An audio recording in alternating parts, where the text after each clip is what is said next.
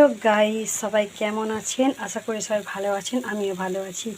তো আজকে আমি একটা এমন রেসিপি নিয়ে এসেছি, হয়তো অনেকেই জানেন না, আবার অনেকে হয়তো জানেন। যারা যারা দক্ষিণ ভারতে এসেছেন কিংবা দক্ষিণ ভারতের খাবার খেতে পছন্দ করেন তারা হয়তো জানেন। তো সমুদ্রের ঝিনুক বড়ও পাওয়া যায়, ছোটও পাওয়া যায়। তো আমাকে স্যামল অনেকগুলোই দিয়েছিল, কিন্তু অত বাছার টাইম নেই বলে আমি সামনের বাড়ির দিদিকে অর্ধেকটা দিয়ে দিয়েছি। এইটা হচ্ছে সমুদ্রের ঝিনুক। এটা অনেকটা ছোট ছোট, ঠিক আছে, অনেকটা ছোট ছোট। এর বড় অংশ পাওয়া যায়, এই যে দেখুন। আমি এটাকে প্রথমে ধুয়ে নিয়ে পরিষ্কার করে গরম জলে ফুটিয়ে নিয়েছি, আপনার হলুদ দিয়ে আর নুন দিয়ে ফুটিয়ে আমি এটাকে জল ঝাড়িয়ে রেখেছি। এর মধ্যে একটা কালো অংশ থাকে, সেটা এরকম করে বের করে দিতে হয়। সেটাও আমি যতটা পেরেছি ততটা বের করে দিয়েছি। আবার বের করতেও পারেন, নাও বের করতে পারেন, সেটা কোনো সমস্যা নেই, কারণ এটা যেহেতু অনেক ছোট। তো ভালো করে দেখে নিন আপনারা। এটা হচ্ছে দক্ষিণ ভারতের ঝিনুক, সামুদ্রিক ঝিনুক। এর আগের আমি আমার অন্য চ্যানেলে দেখিয়েছি, মানে এই যে সামুদ্রিক ঝিনুকটা পাওয়া যায়। তো পরবর্তী সময় যদি কোনো দিন সম্ভব হয় আমি আপনাদেরকে অবশ্যই শেয়ার করব এটা। আর এইটা বানানোর জন্য আমি কি কি নিয়েছি দেখুন। কারি পাতা নিয়েছি, নারকেল কুচিয়ে নিয়েছি, এদিকে নিয়েছি বড় পেঁয়াজ একটা ছোটো মতো কেটে নিয়েছি, কাঁচা লঙ্কা কুচিয়ে নিয়েছি, আদা কুচিয়ে নিয়েছি, রসুন কুচিয়ে নিয়েছি, আর কিছুটা আমি পেঁয়াজ, ছোট পেঁয়াজ দেখতেই পাচ্ছেন, ছোট পেঁয়াজ আমি কুচিয়ে নিয়েছি। আর এদিকে নিয়েছি লঙ্কার গুঁড়ো, হলুদের গুঁড়ো, গোলমরিচ, লবঙ্গ, এলাচ, দালচিনি, শুকনো লঙ্কার নুন, আর এটা হচ্ছে মেথির গুঁড়ো, আপনার মৌরির গুঁড়ো। এতে ধনে গুঁড়ো ইউজ করা যায়, কিন্তু আমার কাছে এই মুহূর্তে ধনে গুঁড়ো নেই, যার কারণ আমি ইউজ করছি না। আর কাশ্মীরি লঙ্কার গুঁড়ো ইউজ করছি, এমনি মানে যেটা সাধারণ লঙ্কার গুঁড়ো সেটাও ইউজ করা যায়, পাটনাই লঙ্কার গুঁড়ো। তো আমার কাছে যেটা আছে আমি সেটাই ইউজ করছি। এদিকে দেখুন আমি কড়াটা বসিয়ে দিয়েছি, আর আজকে আমি ব্যবহার করব নারকেল তেল,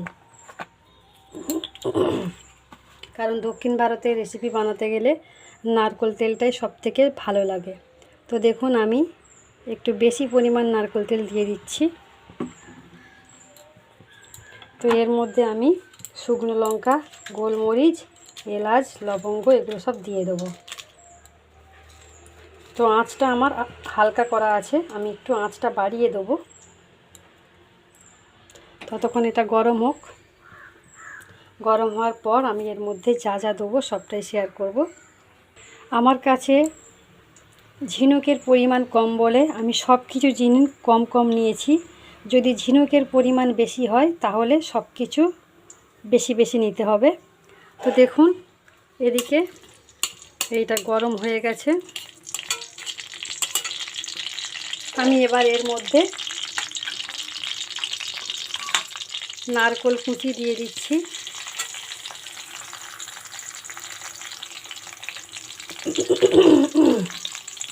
আমার গলাটা একটু খারাপ, মানে আমার ভীষণ সর্দি কাশি হয়েছে, যার জন্য গলাটা খুব খুসখুস করছে।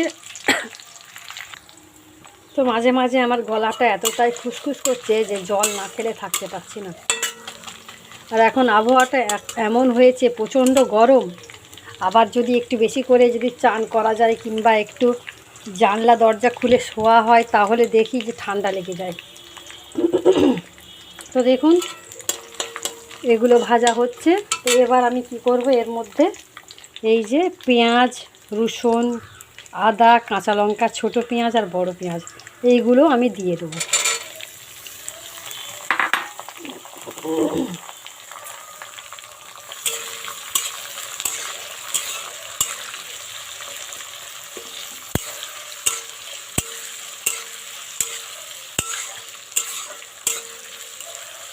ততক্ষণ এটা ভাজা হোক। তো একটা সুন্দর গন্ধ বেরিয়েছে, যেটা আমি অনুভব করতে পারছি। আপনারা তো অনুভব করতে পারবেন না যতক্ষণ না এটা বানিয়ে খাবেন।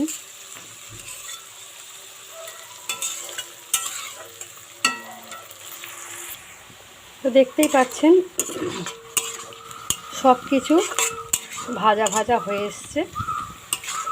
এবার আমি এর মধ্যে এই যে হলুদের গুঁড়ো, লঙ্কার গুঁড়ো, মৌরির গুঁড়ো আর নুন দিয়ে দিচ্ছি।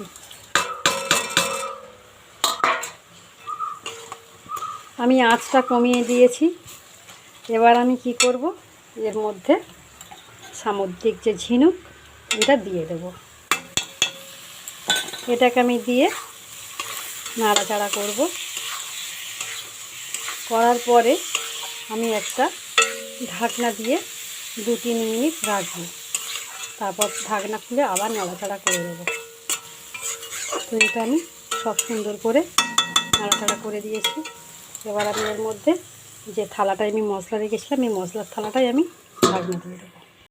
তো 2-3 মিনিট পর আমি ঢাকনা খুলেছি।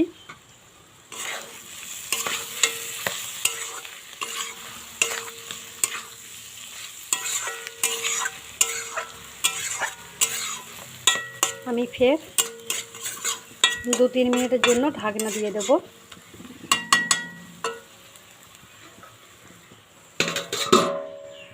তো গাইস, এবার খুলে আমি দেখব আর একটু টেস্ট করেও দেখব।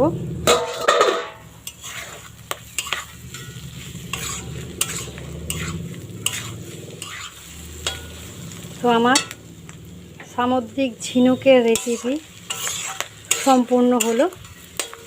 আমি একটু টেস্ট করব, দেখব নুন আরে সব ঠিক আছে কি। প্রচণ্ড গরম। হ্যাঁ বন্ধুরা, দারুণ খেতে। গরম গরম ভাত দিয়ে দারুণ লাগবে। তো চলুন এটা নামিয়ে নিই। তো আমি একটা পাত্রে নামিয়ে নিয়েছি, দেখতেই পাচ্ছেন। তো চলুন আজকের মতো রেসিপি আমার সমাপ্ত হলো। Tata, bye bye. সবাই ভালো থাকবেন, সুস্থ থাকবেন, নিজের প্রতি খেয়াল রাখবেন। আবার দেখা হবে কোনো একটা নতুন ভিডিওতে। Tata, bye bye.